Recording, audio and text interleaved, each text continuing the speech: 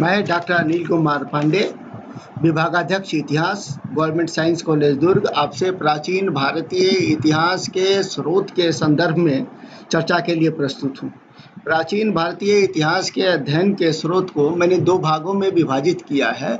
प्रथम भाग में मैं पुरातात्विक सामग्रियों के संदर्भ में चर्चा करूँगा तथा परवर्ती भाग 2 में मैं साहित्यिक स्रोतों के संदर्भ में चर्चा करूँगा। सर्वप्रथम स्रोतों की व्याख्या करनी उचित होगी। स्रोत वास्तव में किसी भी कालखंड के इतिहास लेखन के लिए अति महत्वपूर्ण क्यों हैं। इतिहासकार इन्हीं स्रोतों के माध्यम से वर्तमान एवं अतीत के मध्य संवाद स्थापित करता है। अतीत के उन साधनों के माध्यम से ही इतिहासकार मानवों के कृत्यों एवं विभिन्न क्षेत्रों में उनकी उपलब्धियों यथा सामाजिक, धार्मिक, राजनीतिक, सांस्कृतिक आदि उपलब्धियों का मूल्यांकन कर पाता है। किसी भी देश के और उस कालखंड के अध्ययन के लिए ये स्रोत अति महत्वपूर्ण है। सामान्यतः प्राचीन भारतीय इतिहास के संदर्भ में पाश्चात्य विद्वानों, विशेषकर साम्राज्यवादी विद्वानों का यह आरोप रहा है कि प्राचीन भारतीय इतिहास के संदर्भ में लोगों में इतिहास बोध का अभाव रहा है और प्राचीन भारत में तिथि क्रमानुसार इतिहास लेखन नहीं है। मेरे समझ से यह पाश्चात्य सभ्यता की श्रेष्ठता को कहीं न कहीं थोपने का प्रयास किया गया है। लेकिन यहाँ यह भी उल्लेख करना उचित होगा कि भारत में यूनान के हेरोडोटस या रोम के लिवी जैसा कोई इतिहासकार नहीं हुआ जिसने तिथि क्रमानुसार लिखित इतिहास का विवरण प्रस्तुत किया हो। कलहन की राजतरंगिणी इसका अपवाद है जो कश्मीर का तिथि क्रमानुसार इतिहास प्रस्तुत करता है।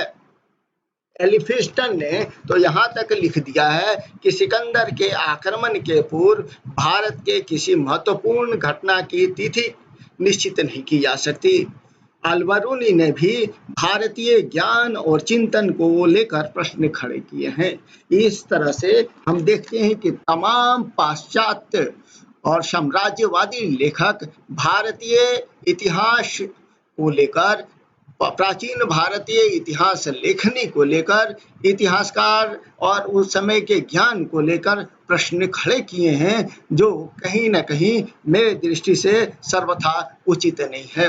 प्राचीन भारत में अगर पौराणिक की चर्चा करें तो युग परंपरा को अपनाने का प्रयास किया गया था और युगों के आधार पर इतिहास का विवरण प्रस्तुत किया गया है। पुराणों में 4 युगों का वर्णन है, सतयुग, त्रेता, द्वापर और कलयुग, और इसके आधार पर उस समय के इतिवृत्त को प्रस्तुत करने का प्रयास किया गया है।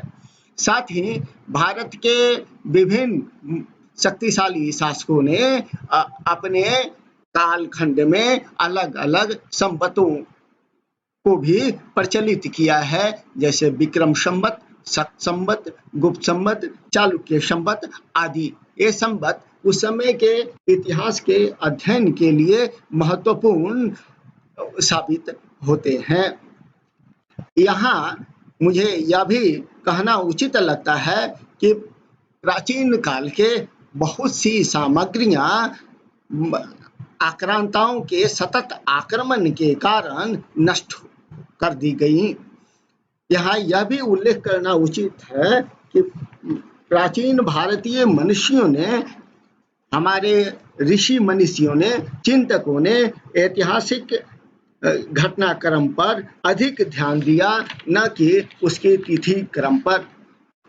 और अंत में मैं यह कहना उचित समझता हूँ कि प्राचीन भारत के उन अतुल ऐतिहासिक सामग्रियों के आधार पर ही वर्तमान में प्राचीन भारतीय इतिहास का अध्ययन संभव हो पाया है। अब मैं प्राचीन भारत में उपलब्ध साधनों के आधार पर प्राचीन भारतीय इतिहास के कालखंड को विभाजित करने का प्रयास करता हूँ। प्राचीन भारतीय इतिहास को उपलब्ध सामग्री के आधार पर 3 भागों में विभाजित किया जा सकता है: प्रागैतिहासिक युग, आर्य ऐतिहासिक युग और ऐतिहासिक युग। प्रागैतिहासिक काल के अध्ययन के लिए हमारे पास पुरातात्विक सामग्री है और इन पुरातात्विक सामग्रियों के माध्यम से ही प्रागैतिहासिक काल का अध्ययन संभव है। आर्य ऐतिहासिक काल प्रागैतिहासिक काल और ऐतिहासिक काल के मध्य की कड़ी है, जो दोनों कालखंडों को संयोजक के रूप में जोड़ने का प्रयास करता है। आर्य ऐतिहासिक काल के अध्ययन के लिए पर्याप्त पुरातात्विक सामग्री है। इसके अलावा साहित्यिक सामग्री भी है। हालांकि यहाँ यह उल्लेख करना उचित होगा कि सिंधु घाटी सभ्यता की लिपि का अध्ययन अभी तक संभव नहीं हो पाया है और ऋग्वेदकालीन मौखिक स्रोतों के आधार पर, जिसको बाद में लिखित रूप में लाया गया, उसके आधार पर ऐतिहासिक रचना संभव हो पाई है। ऐतिहासिक स्रोत युग के लिए हमारे पास पर्याप्त ऐतिहासिक सामग्रियां हैं, जिसके अंतर्गत पुरातात्विक सामग्री, साहित्यिक सामग्री और विदेशी यात्रियों के वृत्तांत उपलब्ध हैं, जिसके आधार पर प्राचीन भारतीय इतिहास के इन तीनों कालखंडों, प्रागैतिहासिक काल, आर्य ऐतिहासिक काल और ऐतिहासिक युग का अध्ययन संभव हो पाता है। अब हम प्राचीन भारतीय इतिहास के अध्ययन के स्रोत को विभाजित करेंगे और इन स्रोत को हम 2 भागों में विभाजित करते हैं: पुरातात्विक स्रोत और साहित्यिक स्रोत।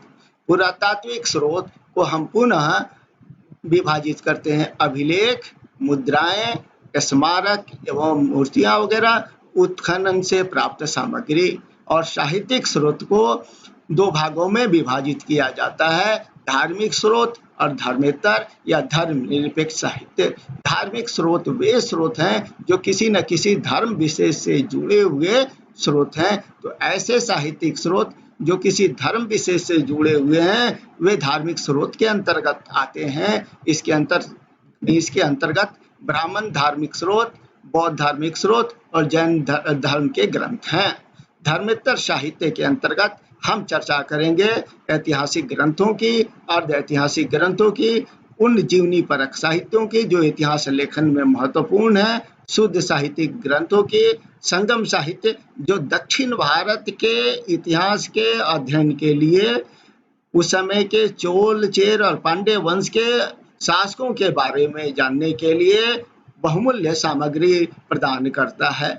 इसके अलावा प्राचीन भारत में बहुत से विदेशी यात्री भारत आए और उन्होंने भारत के संदर्भ में अपने विचार अपने यात्रा विवरण में प्रस्तुत किए हैं। उनका अध्ययन भी प्राचीन भारतीय इतिहास के अध्ययन के लिए महत्वपूर्ण होगा।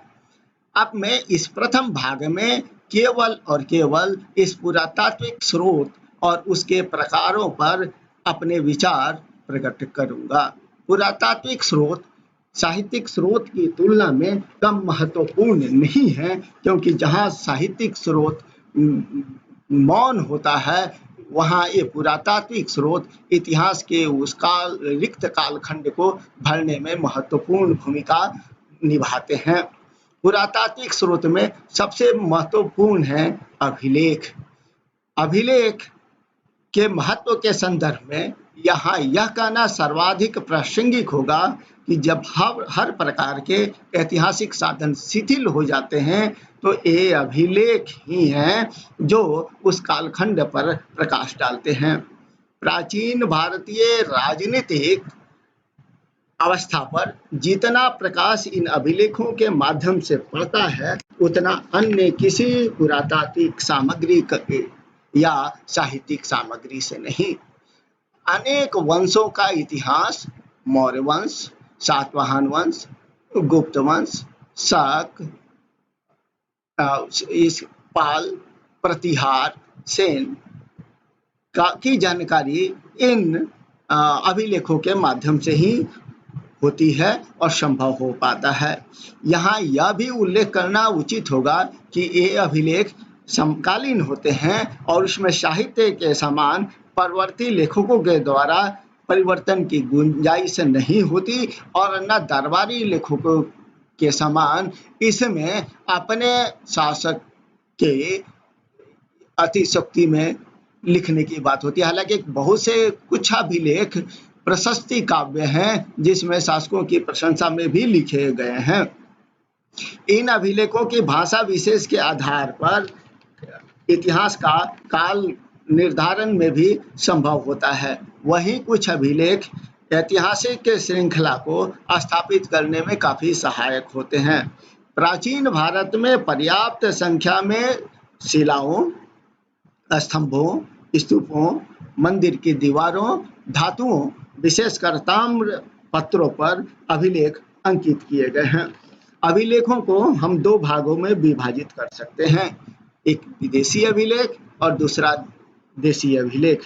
विदेशी अभिलेखों में सबसे महत्वपूर्ण जिसका मैं यहाँ जिक्र करना उचित समझता हूँ वह है बोगाजकोई का एशिया माइनर का अभिलेख, जो 14वीं शताब्दी ईसा पूर्व का अभिलेख है, जिससे भारत के ऋग्वेद काल और एशिया माइनर के बीच में संबंध स्थापित करने में महत्वपूर्ण जानकारी मिलती है। बोगाजकोई अभिलेख में ऋग्वेदकालीन 4 देवता इंद्र, वरुण, मरुत और नस्ते का वर्णन है।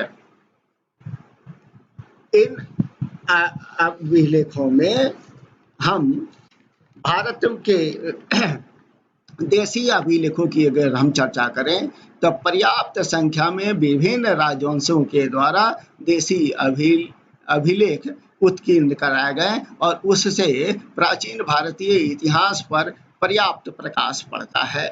भारत में देशी अभिलेखों का श्री गणेश अशोक के अभिलेखों से होता है।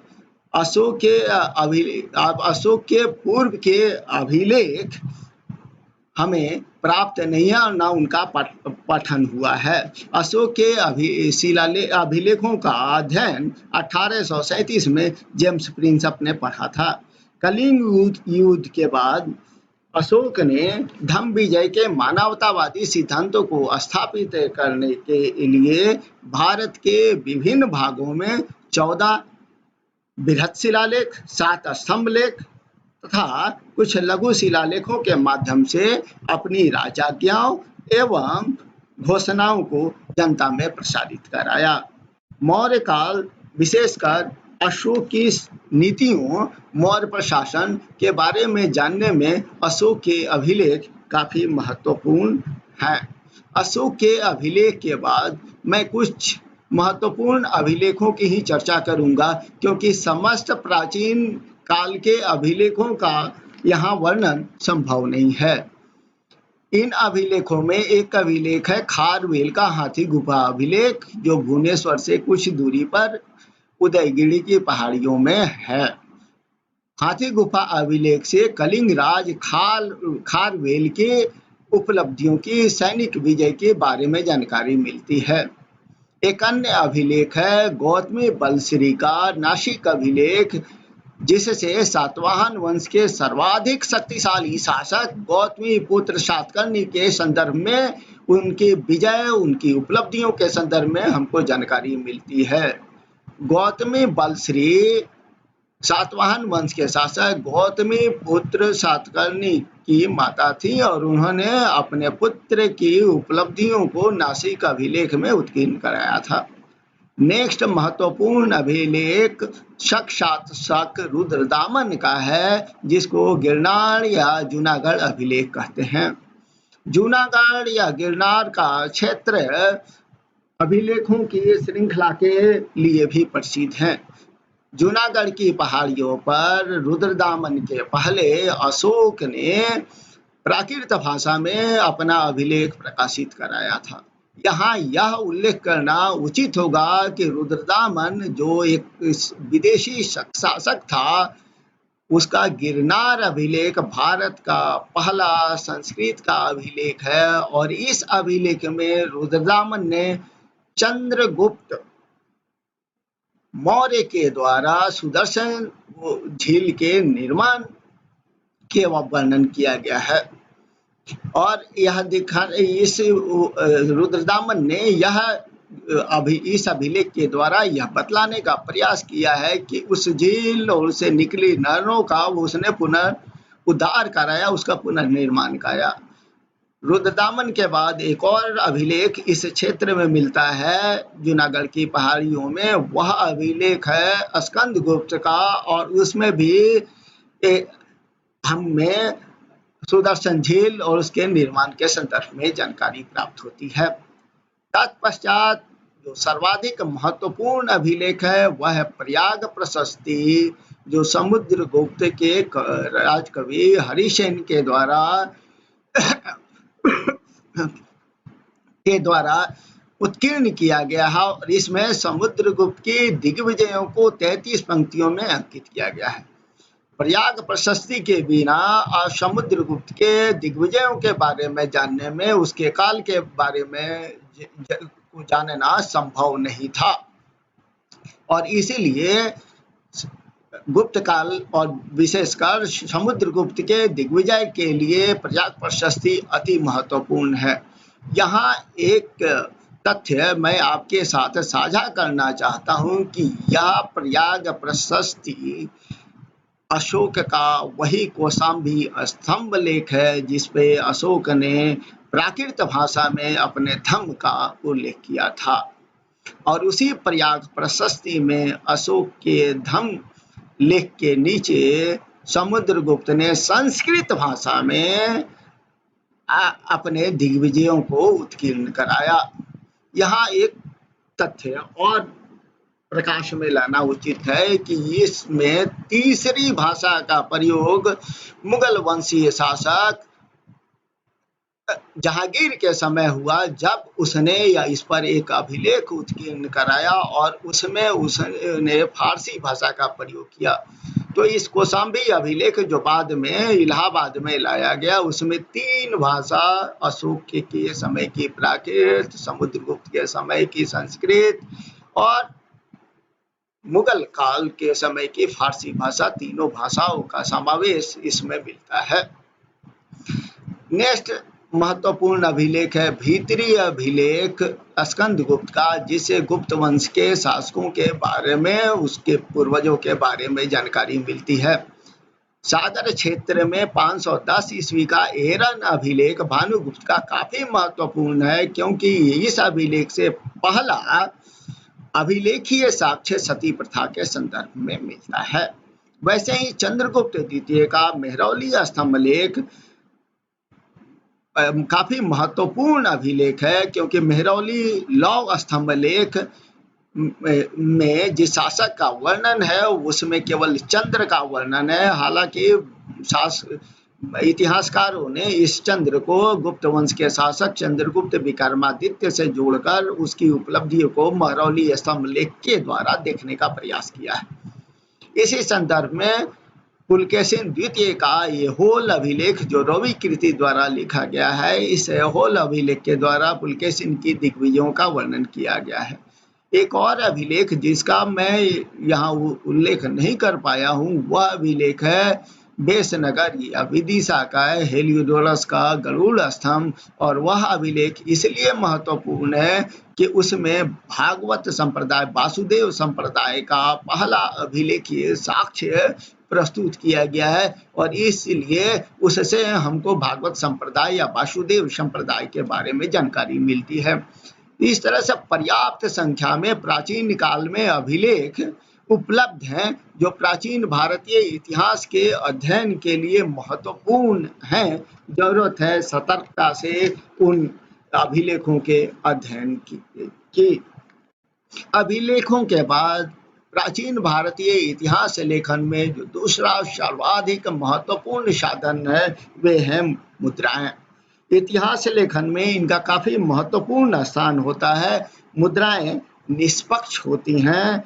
इनसे बहुत सी मुद्राएं राजाओं की तिथि, राजाओं के नाम से युक्त होती हैं, जिससे उस राजवंश के तिथि के निर्धारण, राजवंश परंपरा के निर्धारण में भी मदद मिलती है।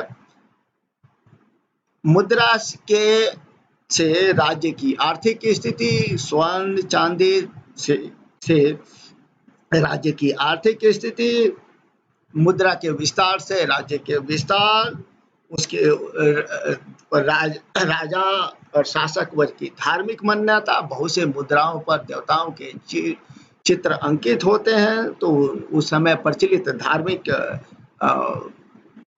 धर्म और राजा के संबंध की चर्चा होती है। बहुत से मुद्राओं पर राजाओं के कला संबंधी जानकारी होती है।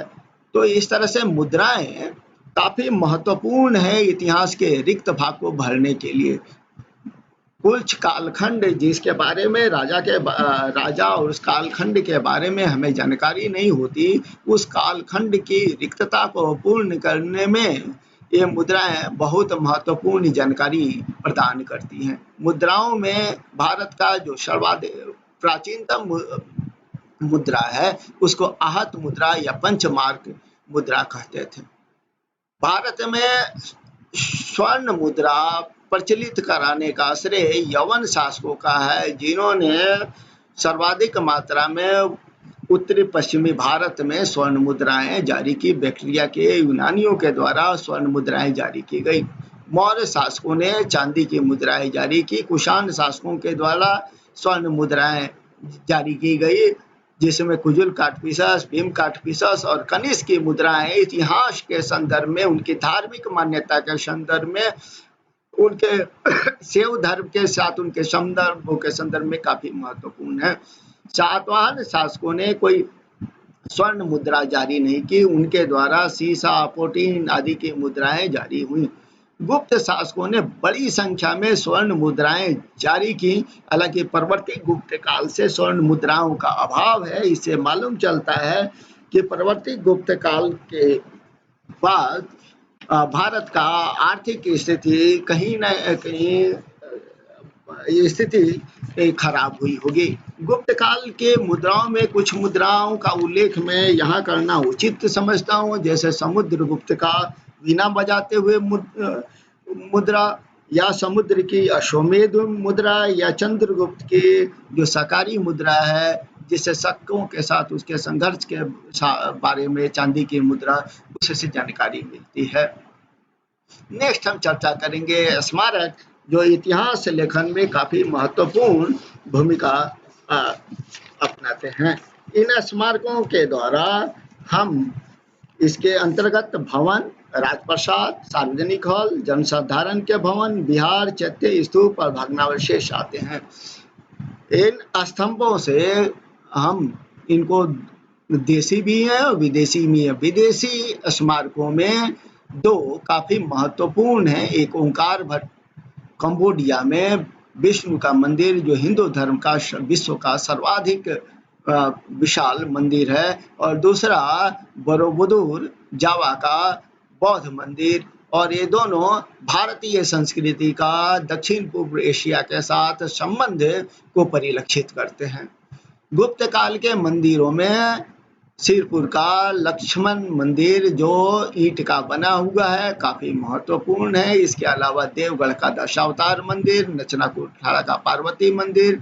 इसके अलावा भारत के विभिन्न क्षेत्रों में जो स्तूप, जैसे सांची, भारहूत के स्तूप, बहुत सी गुफाएं हैं, कार्ले हैं, नासिक है, अजंता, एलोरा की गुफाएं, और भारत के विभिन्न क्षेत्रों में, चाहे हैलबीट का क्षेत्र हो, महाबलीपुरम के मंदिरों की श्रृंखला हो, भुवनेश्वर के मंदिरों की श्रृंखला हो, खजुराहो के मंदिरों की श्रृंखला हो, तो भारत में उत्तर भारत, दक्षिण भारत और मध्य भारत में नागर शैली, वैश्य शैली और द्रविड़ शैली में पर्याप्त मात्रा में मंदिर उपलब्ध हैं, जिससे उस समय की धार्मिक स्थिति, उस समय कला की सर्वोच्चता, उस समय के कला की गुणवत्ता के बारे में हमको जानकारी मिलती है।